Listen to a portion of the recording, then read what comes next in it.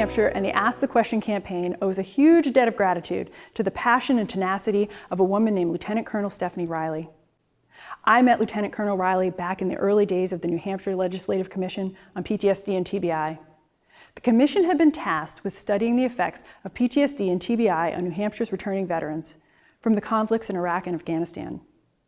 The wars had been on for nearly 10 years, and it had become apparent that men and women were returning home with needs that our state might not be prepared to address. Lt Col Riley was serving in the New Hampshire Air National Guard. We connected over being working moms with busy children and being professionals in healthcare. Lt Col Riley worked in the emergency room of a New Hampshire civilian hospital. By 2013, she had begun sharing with us on the commission that she was frequently witnessing individuals presenting symptoms of headaches, dizziness, and sometimes hearing loss. Many were irritable and depressed, struggling with their jobs and relationships. Based on their presenting symptoms, these patients were often diagnosed with migraines, provided short-term medications, and sent on their way.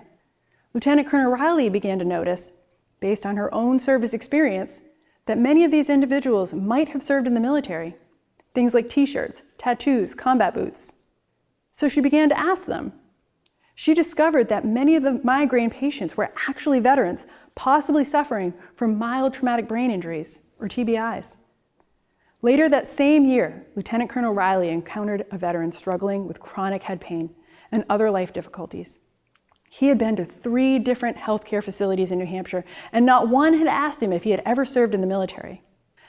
By the time this veteran encountered Lt Col Riley, it was too late. Despite her efforts to help him get an accurate diagnosis and relevant treatment, the veteran died by suicide.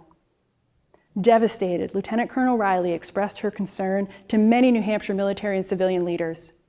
I remember the day she arrived at our monthly commission meeting, still deeply emotional over the loss of this young veteran, and her frustration with the system and its failure to catch him.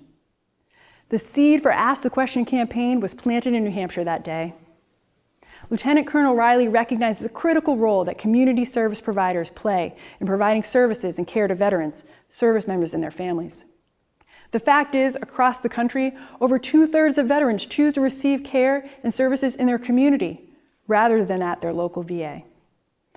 Tragically, Lt Col Riley was later diagnosed with cancer. She passed away in December of 2014. She continued to attend commission meetings throughout her treatments and expressed frustration that her providers seemed to lack interest in the fact that she had served, or that exposures during her deployments may have played a role in her illness. In April of 2014, the spring before she passed, Lt Col Riley took her story to the Commission's Facebook page. Today, I went to Dana-Farber in Boston for my second opinion in my cancer diagnosis. Throughout this latest medical journey I've been on, no one in the medical community has asked me if I ever served in the military, because to them, I look like a civilian. I have served on this commission for a couple of years, and we've tried promoting medical services, or any community service for that matter, to start asking the question, have you ever served in the military? When doing an intake form, don't ask if the person is a veteran. Many folks don't identify with being a veteran despite serving in the military, so the question might not be answered correctly. If the response to military service is a yes, the person may be entitled to VA benefits and not know it, and not be an uninsured person. The person may be having symptoms related to a recent deployment, such as migraines from an undiagnosed TBI from an IED explosion. So a correct diagnosis can be made during the medical visit. The person may not associate symptoms to a military injury, and by asking the question may remind them. Just one simple question can open up so many opportunities to help the person. I am passionate about this cause because a few years ago, I worked as the case manager for the New Hampshire Army National Guard. I worked with soldiers returning from deployments and tried to get them plugged into the VA for their care. Many service members do not go to the VA. Instead, they will go to their local community hospitals for care. One of my kids was going to different hospitals seeking help for his terrible migraines. He had been in IED explosions, had lost his roommate to one of the bombs, and was having a bad time adjusting back home. Because no one knew of his background, he was not diagnosed properly. He was given pain meds for his migraines and sent home. When I became aware of this, we got him into the VA, but by this time, he had been suffering too much, and he chose to end his life. I have never been more devastated in my life, and have tried to do something to change the system, because it is so hard to have questions added to intake or triage forms. Why that is beyond me. I have decided to do what I can. I wore my military uniform to Boston to give them a visual that I am in the military. At the end of my appointment with my doctor, I explained to him about the uniform and the question. He felt rather sheepish that he didn't ask.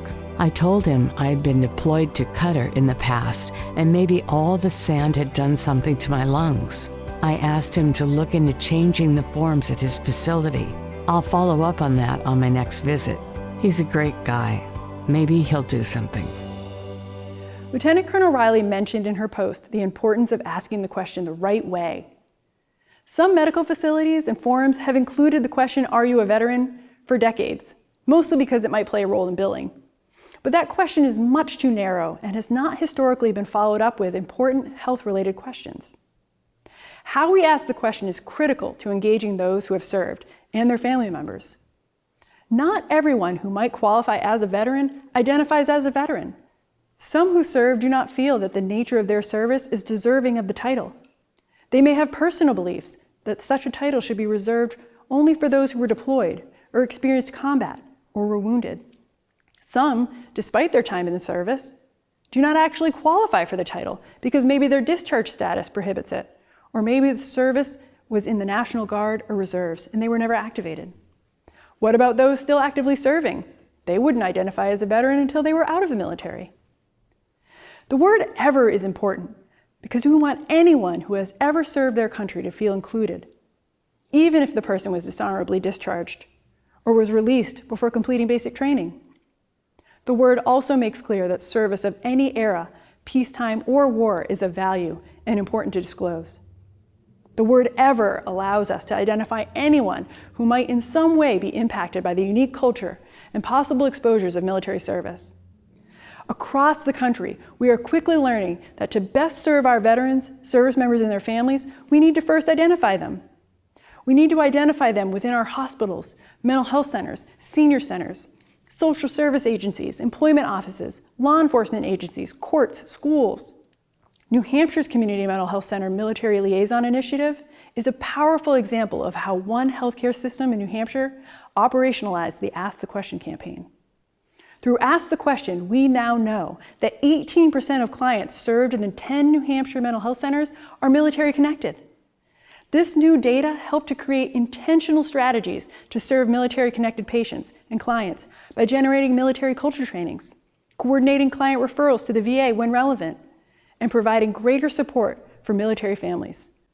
New Hampshire's Ask the Question campaign was highlighted at the National Mental Health Summit organized by the Department of Defense, U.S. Department of Veterans Administration, and the U.S. Department of Health and Human Services. As a result of this discussion, the Ask the Question campaign was approved to be included in the National Suicide Prevention Planning documents.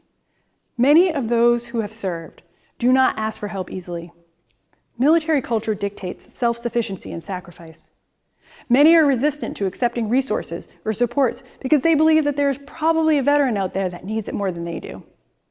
I could not possibly count the number of times a veteran has apologized in my office for taking up my time because he is certain that someone else's problems are much worse than his.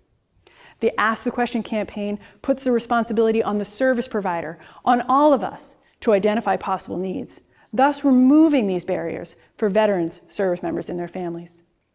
Thank you, Lt Col Riley, for your service to our state and for your service to our country. Your message proves to us again and again that one person can make a difference.